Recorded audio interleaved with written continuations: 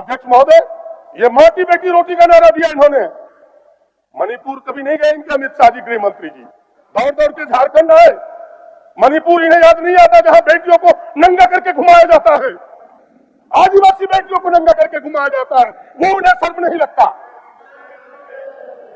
और यहाँ के बातें करते हैं कि रोटी बेटी माटी की बात करते हैं। अध्यक्ष महोदय, इतने भद्दे भद्दे नारों टी शर्ट पर दिया गया कि बटोगे तो कटोगे, बटोगे तो कटोगे। ये नारे क्या थे अध्यक्ष महोदय? ये नारा यही था कि इस राज्य को हिंदू मुसलमानों में तफरका पैदा करो, लोगों को इस दंगे की आग में झोंक दो और वोट ले लो। ये ऐसे लोग करने वाले लोग हैं। लेकिन जनता यह समझ गई, यहाँ के नौजवानों ने समझा कि हम बिरसा के पुजारी हैं, हम सिद्धो कानू के पुजारी हैं, हम गांधी के पुजारी हैं, तारा भगत के पुजारी हैं, हम गौडसे के लोगों के हाथों में झारखंड का सही नहीं दे सकते। इसलिए इन सीटों को लाके हमें दिया है, 54 तक पहुंचा अध्यक्ष महोदय। इससे बात न बनी तो पूरे राज्य को दंगों की आग में झोंकने का प्रयास। घुसपैठिया क्या है? जरा घुसपैठिया की बात कहने वालों से पूछिए कि बॉर्डर की सुरक्षा किसके जिम्मे है? कौन करता है बॉर्डर की सुरक्षा? भारत सरकार की जिम्मेवारी है, गृह मंत्री जी की जिम्मेवारी है। अगर घुसपैठिया एक भी आया तो असफलता किसकी है? ये गृह मंत्री यहां जवाब दे और उनके नामुंदे यहां जवाब दे। असफलता आपकी है। अध्यक्ष महोदय, देश की सत्ता पर बैठे हुए लोगों की जिम्मेवारी बनती है। क्या जिम्मेवारी बनती है? कि देश की धर्मनिरपेक्षता, देश की अखंडता को मजबूत करें। ये उल्टे करते हैं। ये देश की धर्मनिरपेक्षता को कमजोर करना चाहते हैं, देश की अखंडता को कमजोर करना चाहते हैं।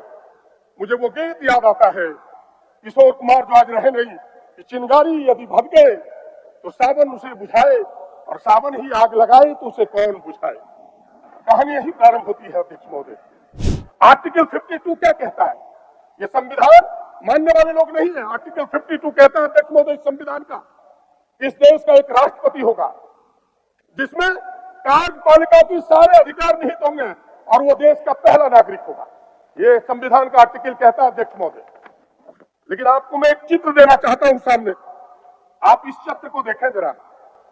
देखिए, प्रधानमंत्री बैठे हुए हैं। किशोर जी जरा ध्यान दीजिए, प्रधानमंत्री बैठे हुए हैं, राष्ट्रपति खड़े हैं। जरा देखें आप इसे,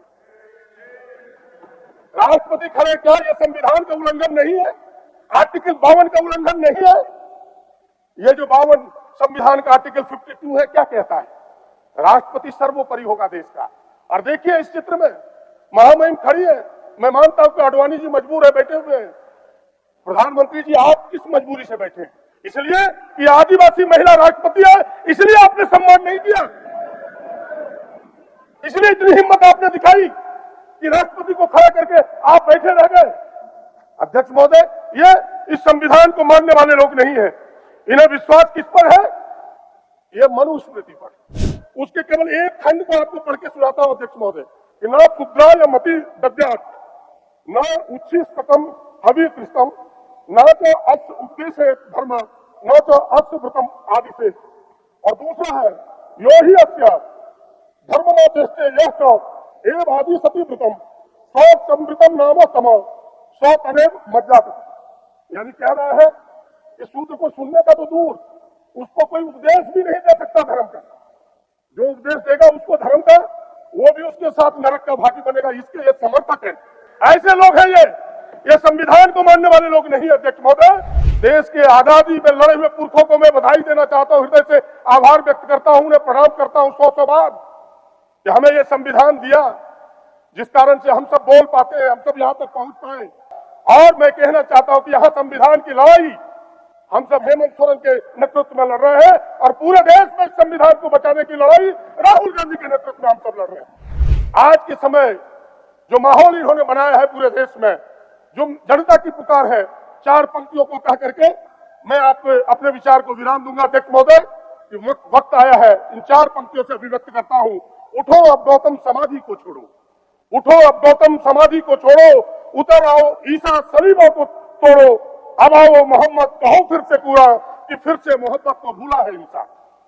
अब आओ नानक निधेवान बनकर चले आओ अब तो हिमालय से शंकर के फिर जहर को इस जमी से मिटाओ।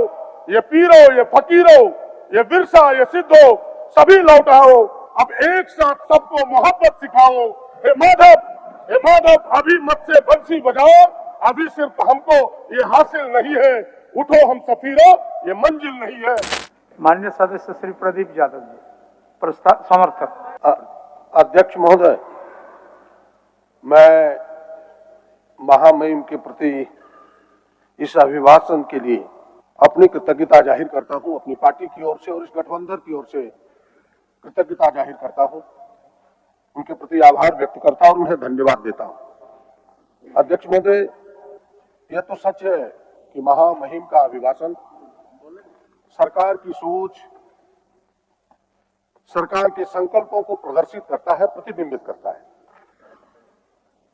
और मैं कह सकता हूं कि यह जो 8 पेजेस के 42 खंडों में यह जो अभिभाषण है, सरकार ने अपनी सोच को बड़ी दृढ़ता से अपनी इच्छा शक्ति को प्रकट किया है। उन्होंने एक रोड मैप दिया है कि भाई हम क्या करने वाले हैं। और इस किताब को कह दें आप अध्यक्ष महोदय कि यह सरकार की सोच की एक मजबूत इच्छा शक्ति का प्रकटीकरण है, तो कोई अतिशक्ति नहीं होगा। हम दूसरे शब्दों में कह सकते हैं कि यह जो बुक है कि this book of thoughts and commitment of this government, सरकार के कमिटमेंट को दर्शाता है अध्यक्ष महोदय। और मैं कह सकता हूं आगे कि सरकार ने जो कहने का प्रयास किया है कि हम गरीबों के लिए हैं, हम यहाँ के आदिवासी, दलित, मूलवासियों के लिए, अल्पसंख्यकों के लिए, नौजवानों के लिए, किसानों के लिए काम करना चाहते हैं। हम ऐसे लोग नहीं है कि अडानी और अंबानी के लिए काम करना चाहते हैं। और एक एक योजनाओं को उन्होंने प्रदर्शित किया है। अध्यक्ष महोदय, सरकार ने समझा कि नर की सेवा ही नारायण की सेवा है और उसी रूप में अपने कदम को आगे बढ़ाया। और आप देख सकते हैं अध्यक्ष महोदय कि यह जो 42 पन्नों का है, 42 खंडों में है, कई चीजों को सरकार ने किसानों के पक्ष में कि बिना सूद के हम उन्हें ऋण उपलब्ध कराएंगे, मजदूरों की मजदूरी 350 रुपया करने के प्रयास करेंगे, राज्य के शिक्षित नौजवानों को 60,000 शिक्षक की बहाली, 15,000 प्रधानाध्यापक, 10,000 पुलिस, 10,000 भाषाई शिक्षक बहाल करने का संकल्प दिखाया है। शिक्षा की बेहतरी के लिए एक्सीलेंस ऑफ जो स्कूल्स है, सीएम एक्सीलेंस स्कूल्स, मदरसा बोर्ड का गठन, क्षेत्रीय भाषाओं को बढ़ावा देने के प्रयास, संकल्प, ये सबको लेकर साथ चलने का एक संकल्प है। राष्ट्रीय और अंतर्राष्ट्रीय खिलाड़ियों को, मेडल प्राप्त करने वाले को सीधी नौकरी, यहां तक कि पत्रकारों के लिए भी विचार किया, उनके भी बीमा और पेंशन की बात कही है। साथ ही 27% ओबीसी के आरक्षण जो लटका हुआ है, उसकी लड़ाई लड़ने की बात कही है। मूल वासियों के लिए थर्ड और चतुर्थ ग्रेड में तृतीय और चतुर्थ वर्ग की नौकरियों को 100% आरक्षित करने का उन्होंने कहा है। महिलाओं के लिए मैया सम्मान योजना जो पूरी दुनिया में डंका पीट रहा है अध्यक्ष महोदय, और सभी नौकरियों में महिलाओं के 33% आरक्षण, ये तमाम चीजों को यदि आप अवलोकन करें, गहराई से गौर करें, तो लगेगा कि यह सरकार सबका साथ, सबका विकास चाहती है। हम दावे पर चलने वाले लोग नहीं है, हम काम करके दिखाने वाले लोगों में से, और ये करके दिखाया अध्यक्ष महोदय। अध्यक्ष महोदय, मैं कल सुन रहा था प्रतिपक्ष के कुछ नेताओं के विचारों को, कहा कि ये कागज के पन्नों में सिमट के रह जाएगा। अभी उन्हें कहने में भी थोड़ी, मैं उन शब्द का उपयोग नहीं करना चाहता, सोचना चाहिए उन्हें। भाई हमने जो कहा, हमने उसे कर दिखाया, तब तो जनता ने मेरे ऊपर विश्वास व्यक्त किया और हमें मुहर लगाया। हम 44 से 54 है, आप पर विश्वास नहीं व्यक्त किया, आप 24 पर घट के चले गए। अगर इस तरह की उटपटांग बातें आपकी निकलेगी तो यहां से बाहर हो जाइएगा, कोई बचाने वाला नहीं होगा। जनता ये विश्वास हम पर करती है, इस सरकार पर करती है अध्यक्ष महोदय। और मैं कह रहा हूं साफ साफ शब्दों में कि भाई हमारे वादों पर, हमारे संकल्पों पर जनता ने मुहर लगाया। आपके जुमले पर कभी विश्वास नहीं किया, इनकी पुरानी आदत रही है धोखा देने का। मैं इनके फसानों और तरानों के बारे में कहना नहीं चाहता। फसाना का अर्थ आप समझते हैं अध्यक्ष महोदय की कोल कल्पित कहानियों को कहा जाता है, अनेक है, उसकी चर्चा नहीं करना चाहता, पर्दे के अंदर रखना चाहते हैं, पर्दा उठाना नहीं चाहते, नहीं तो भेद खुल जाएगा। ये इनके हैं, लेकिन कुछ जो बातें हैं, इनके धोखेबाजी का एक सीरियल चला उस समय, चुनाव के समय, आपको याद होगा। एक व्यक्ति आया, वो कौन था जो इस सीरियल का अपने आप को अभिनेता कहता था? हेमंत बिस्व शर्मा। वो कौन से आदमी है अध्यक्ष महोदय? मैं एक फोटो आपको देता हूं और हमें लगता है कि यह फोटो पूरी प्रचारित होना चाहिए। ये मोदी लॉन्ड्री योजना का ही निकला हुआ एक व्यक्ति है। मोदी लॉन्ड्री योजना के 8 व्यक्ति के पिक्चर है। एक कार्टूनिस्ट ने बड़े ही ईमानदारी से इस 8 पिक्चर को सामने लाया है। पहला है चंद्रबाबू नायडू, दूसरा है एकनाथ शिंदे, तीसरा है हेमंत बिस्व शर्मा, चौथा है कैप्टन अमरिंदर, पांचवा है वीएस येदियुरप्पा, छठा है प्रफुल्ल पटेल, सातवां है नारायण राणे और आठवां है अजीत पवार। तीसरे नंबर पर है वो विश्व शर्मा साहब। उसी लॉन्ड्री में ढूल करके वो आए। 2014 नवंबर को जब सीबीआई का छापा पड़ा विश्व शर्मा के ऊपर, हाई कोर्ट ने दिया कि भाई वो जो शारदा चिट फंड का जांच सीबीआई करेगा, दौड़े दौड़े इस लॉन्ड्री में अपने कपड़े को सफेद कराने चले गए। वहां से निकल के झारखंड आया अध्यक्ष महोदय, यही वो व्यक्ति है और वो इसके अभिनेता बने और उन्होंने धोखेबाजी की कहानी शुरू की कि भाई हम मैया सम्मान में जो सरकार ने चलाई हम भी गोपो दीदी चलाएंगे। उसकी तारीख फिक्स कर दी उन्होंने, धोखा देने के लिए झारखंड की मां बहनों को। अध्यक्ष महोदय, मुझे उस पर शर्म ना लगा, उस पर मुझे तकलीफ नहीं लगा, लेकिन तकलीफ लगा कि उस अभिनेता के साथ सहनता बन बैठे। मैं बाबूलाल जी के प्रति बड़ी आदर करता हूं, उनके साथ काम करने का लंबा समय तक मौका मिला है। ये भी उनके सहयोगी बन गए। और एक फोटो आपके सामने देना चाहता हूं अध्यक्ष महोदय, ये है बाबूलाल जी का फोटो। जरा देखिए इस फोटो को, गौर कीजिए। उन्होंने कहा कि हम गोगो दीदी भर के दिखाएंगे, सरकार को हिम्मत है तो पकड़ के दिखाओ। बताइए ये क्या है? ये क्या है अध्यक्ष महोदय? धोखा नहीं तो क्या है झारखंड के लोगों के साथ? इसीलिए झारखंड के महिलाओं ने, झारखंड के नौजवानों ने, झारखंड के पुरुषों ने कहा कि भाई एक गाना आप सबको पता होगा, साजन चला ससुराल में, कि तुम तो धोखेबाज हो, तुम पर हम विश्वास नहीं करते। उस गाने को अगर आपको याद होगा अध्यक्ष महोदय, तो मैं उस गाने को कहना नहीं चाहता, लेकिन इतना जरूर कहना चाहता अध्यक्ष महोदय कि तुम तो धोखेबाज हो, वादा करके भूल जाते हो। ये गाना खूब चला उस समय कि तुम्हारे ऊपर विश्वास नहीं है। मुझे विश्वास है हेमंत जी पर, मुझे विश्वास है गठबंधन पर, कांग्रेस पर, झारखंड मुक्ति मोर्चा पर, आरजेडी पर, इस गठबंधन पर विश्वास है और विश्वास व्यक्त करके 54 सीटों पर पहुंचा दिया कांग्रेस पर। इससे भी बात ना बनी अध्यक्ष महोदय, तो इन्होंने यहां दंगा फसाद कराने का प्रयास किया। मान्य सदस्य कंक्लूड कर लो। नहीं, मेरा 25 मिनट है अध्यक्ष महोदय। आपका और कोई बोलेंगे? नहीं, 25 मिनट है अध्यक्ष महोदय मेरा। चलिए, अभी तो 10 मिनट भी नहीं हुआ। मैं कांग्रेस से और बोलने वाला नहीं, 25 मिनट है, मैं अकेले बोल रहा हूँ अध्यक्ष महोदय। चलिए, इसलिए मैं आपसे कह रहा था आपका दल का समय इसमें जोड़ दें। जी जी, इसलिए मैं कह रहा हूं अध्यक्ष महोदय, इससे बात ना बनी तो पूरे राज्य को दंगों की आग में झोंकने का प्रयास। घुसपैठिया क्या है? जरा घुसपैठिया की बात कहने वालों से पूछिए, ये बॉर्डर की सुरक्षा किसके जिम्मे है? कौन करता है बॉर्डर की सुरक्षा? भारत सरकार की जिम्मेवारी है, गृह मंत्री जी की जिम्मेवारी है। अगर घुसपैठिया एक भी आया तो असफलता किसकी है? ये गृह मंत्री यहां जवाब दे और उनके नैमुंदे यहां जवाब दे। असफलता आपकी है। आप घुसपैठ के नाम पर दंगा कराना चाहते हैं। अध्यक्ष महोदय, ये माटी बेटी रोटी का नारा दिया इन्होंने। मणिपुर कभी नहीं गए इनके अमित शाह जी गृह मंत्री जी, दौड़ दौड़ के झारखंड आए। मणिपुर इन्हें याद नहीं आता जहां बेटियों को नंगा करके घुमाया जाता है, आदिवासी बेटियों को नंगा करके घुमाया जाता है, वो उन्हें शर्म नहीं लगता। और यहां की बातें करते हैं कि रोटी बेटी माटी की बात करते हैं अध्यक्ष महोदय। अध्यक्ष महोदय, सवाल यह है, इतने भद्दे भद्दे नारों टी शर्ट पर दिया गया कि बटोगे तो कटोगे, बटोगे तो कटोगे। ये नारे क्या थे अध्यक्ष महोदय? ये नारा यही था कि इस राज्य को हिंदू मुसलमानों में तफरका पैदा करो, लोगों को इस दंगे की आग में झोंक दो और वोट ले लो। ये ऐसे लोग करने वाले लोग हैं।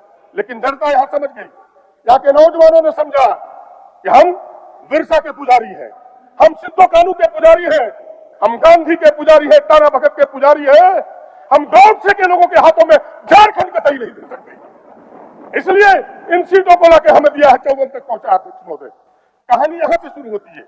अध्यक्ष महोदय, देश की सत्ता पर बैठे हुए लोगों की जिम्मेवारी बनती है। क्या जिम्मेवारी बनती है? कि देश की धर्मनिरपेक्षता, देश की अखंडता को मजबूत करें।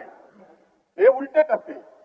ये देश की धर्मनिरपेक्षता को ये कमजोर करना चाहते हैं, देश की अखंडता को कमजोर करना चाहते हैं। मुझे वो गीत याद आता है, किशोर कुमार जो आज रहे नहीं, कि चिंगारी यदि भग गए तो सावन उसे बुझाए और सावन ही आग लगाए तो उसे कौन बुझाए। कहानी यही प्रारंभ होती है अध्यक्ष महोदय। ये चिंगारी बुझाने वाले लोग नहीं, चिंगारी भड़काने वाले लोग हैं। इसीलिए मैं आपसे कहने के लिए आया हूं। आपके ध्यान में होगा अध्यक्ष महोदय, इन्होंने थोड़े दिन पहले इनके लोग जो अपना प्रस्तावना है संविधान का, उस प्रस्तावना को भी बदलने के लिए सुप्रीम कोर्ट का इन्होंने गुहार लगाया। इसमें जो धर्मनिरपेक्षता शब्द और समाजवाद, उस शब्द को हटाया जाए। सुप्रीम कोर्ट के जो कमिटमेंट्स आए, जो कमिट रहा अध्यक्ष महोदय, जो उनके विचार आए हैं, वो विचार बड़े स्पष्ट है। वो विचार की कॉपी मैं आपके अवलोकन के लिए भेजता हूं। आप इसे जरूर पाठ बनाएं अध्यक्ष महोदय, आप इसे जरूर पाठ बनाएं।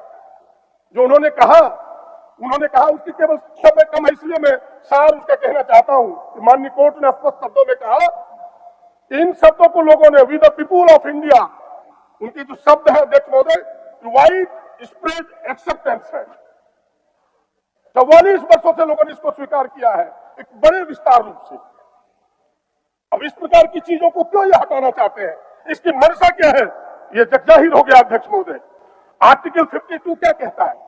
ये संविधान मानने वाले लोग नहीं है। आर्टिकल 52 कहता है अध्यक्ष महोदय इस संविधान का, इस देश का एक राष्ट्रपति होगा जिसमें कार्यपालिका की सारे अधिकार निहित होंगे और वो देश का पहला नागरिक होगा। ये संविधान का आर्टिकल कहता है अध्यक्ष महोदय।